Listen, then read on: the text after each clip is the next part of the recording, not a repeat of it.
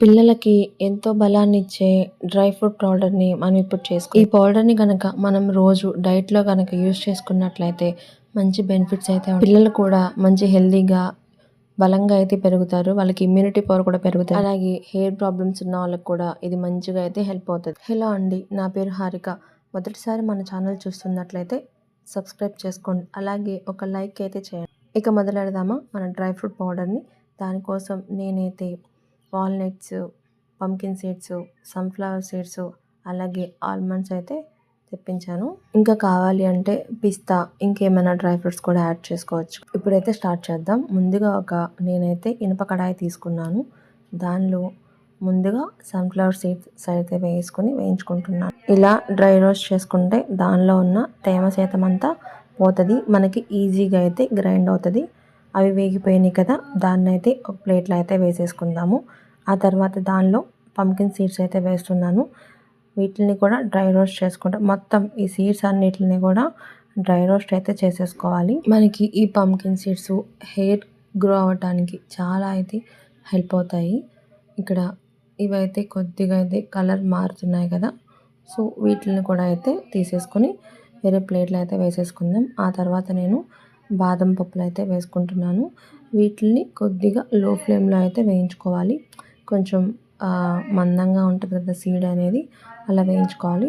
ఆ తర్వాత నేను దీనిలో వాల్నట్స్ అయితే వేసుకుంటాను. ఈ వాల్నట్స్ అయితే త్వరగా మాడిపోతాయి అన్నమాట. చూడటానికి అంత మందంగా ఉన్నాయి కానీ త్వరగా అయితే పై లేయర్ అంతా మాడిపోతుంది. కొద్దిగా అయితే ఈ రెండింటిని లో ఫ్లేమ్లో అయితే పెట్టుకుని అయితే వేయించుకోవాలి. మనకి ఇక్కడ ఈ వాల్నట్స్ కూడా అయితే కలర్ చేంజ్ అయ్యాయి కదా, వీటిని కూడా అయితే తీసుకుని వేరే ప్లేట్లో అయితే పెట్టేసుకుందాం. చక్కగా ఈ సీడ్స్ అన్నిటిని ఒక పక్కన అయితే పెట్టేసుకుందాం. ఇవి కొద్దిసేపు అయితే చల్లారిపోయాక వీటిని అయితే గ్రైండ్ చేసుకుందాం. వీటిని ఎందుకు సపరేట్గా పెట్టుకున్నాను అంటే, ఇవి ఒకేసారి అన్నీ కలిపేసామనుకోండి చక్కగా ఒక ముద్ద అయితే ఏర్పడిద్ది అనమాట. అలా కాకుండా పొడి పొడిగా రావాలంటే వీటికి అవే సపరేట్గా అయితే వేసుకొని చక్కగా అయితే గ్రైండ్ చేసుకోవాలి. నేనైతే ఈ పౌడర్ని రాగి జావ చేసేటప్పుడు ఒక 2 స్పూన్స్ కానీ 3 స్పూన్స్ కానీ అలా అయితే యాడ్ చేసుకుంటాను. అలా యాడ్ చేసుకొని ఇంకా పిల్లలకైతే అందరం ఇంట్లో మొత్తం ఫ్యామిలీ అందరం అయితే తాగుతాము. నెక్స్ట్ ఇక్కడ నేను ఒక్కొక్కటి అయితే గ్రైండ్ చేస్తున్నాను. ఇవన్నీ చక్కగా మంచిగా పౌడర్ లాగా అయితే గ్రైండ్ అయినాయి కదా. నాకు ఈ పౌడర్ అయితే ఈజీగా ఒక 1.5 మంత్ 2 మంత్స్ అయితే వస్తుంది. ఒకసారి ఇలా స్టోర్ చేసి పెట్టుకుంటే మనకి నిజంగా ఎంత హెల్ప్ అవుతుంది అంటే, మనం పిల్లలకి నైట్ టైం రోజు సీడ్స్ నానబెట్టాలి అనే పని లేకుండా ఈజీగా ఇలా ఒక పౌడర్ కనుక చేసి పెట్టేసుకున్నట్లయితే టైం సేవ్ అవుతుంది. అలాగే పిల్లలు కూడా హెల్తీగా బలంగా అయితే పెరుగుతారు.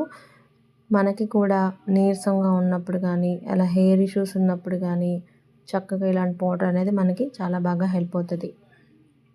సో ఇక్కడ నేను వీటిని ఒక గాజు సీసాలో అయితే వేసేసుకుంటున్నాను. ఫైనల్గా నాకు వచ్చేసి ఒక సీసా, అలాగే ఇంకొక సీసాలో హాఫ్ అయితే అయిందనమాట. చక్కగా మీరు కూడా ఈ పౌడర్ని ట్రై చేయండి. ఒకేసారి ఇంత క్వాంటిటీ కాకుండా ముందు కొద్దిగా అయితే ట్రై చేసుకొని మీకు బాగుంది అనుకుంటే అప్పుడు ఎక్కువ మొత్తంలో అయితే ఈ పౌడర్ మనకు చేసుకున్నట్లయితే చాలా బాగా హెల్ప్ అవుతుంది. Thank you for watching.